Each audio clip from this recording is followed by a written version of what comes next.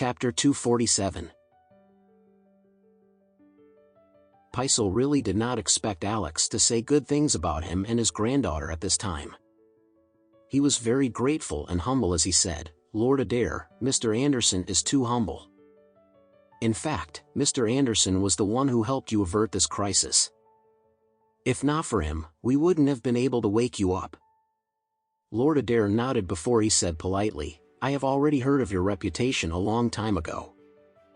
Please do not belittle yourself, you are too humble. I really appreciate your kindness and effort in coming all the way here to treat me. Please do not hesitate to look for me if you need the Adair family's help in the future." After that, Lord Adair looked at Alex before he said, "Mr. Anderson, thank you for saving my life. Please do not hesitate to ask me if there is anything that the Adair family can do for you in future. I owe my life to you." Alex smiled before he replied, "Lord Adair, you're too polite." After he was done speaking, Alex realized that it was already getting late.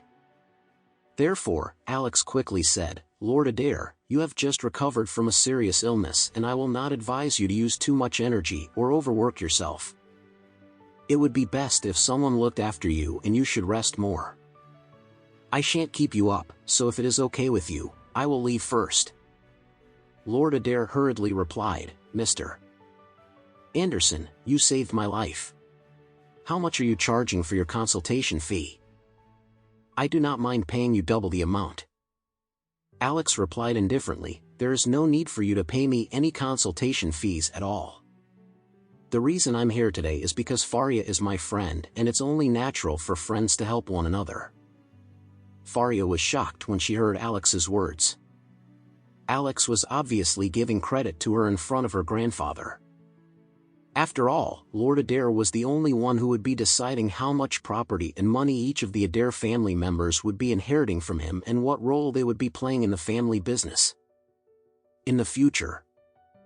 If any one of them could get into Lord Adair's good books, then they could possibly become the future leader of the Adair family business. Which was what she had been looking forward to all this while. Alex was helping her take one big step closer to her goal by giving her all the credit today. At this time, Lord Adair turned around to look at his granddaughter, Faria, before he nodded and said, "Okay, very well then. Faria, make sure to thank Mr. Anderson for saving your grandfather's life." Faria quickly bowed before she replied in a serious tone, "Don't worry, Grandpa. I will definitely repay Mr. Anderson for his efforts." "Okay." Lord Adair nodded in satisfaction before he laughed heartily.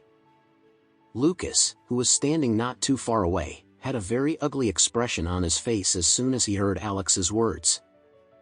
Faria had taken all the credit for his grandfather's recovery and it seems as though his future looked rather bleak at the moment.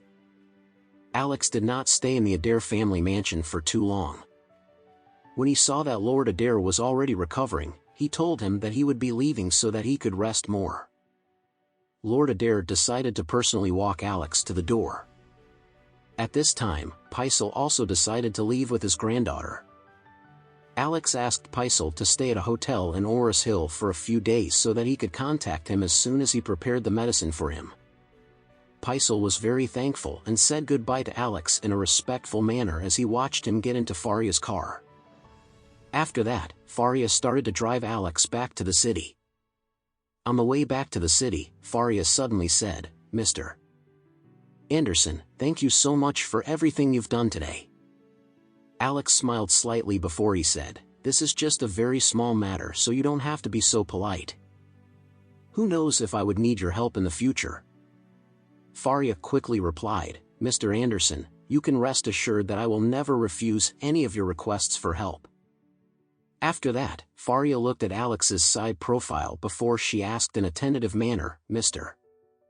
Anderson, if you aren't too busy, I was just wondering if you'd like to sit down and have a drink with me?" She had 1,000 doubts about Alex and she wanted an answer for all the questions she had. Moreover, she realized that she was also starting to feel an irresistible attraction towards Alex. She wanted to get to know him better and she wanted to learn more about all the secrets he was keeping to himself.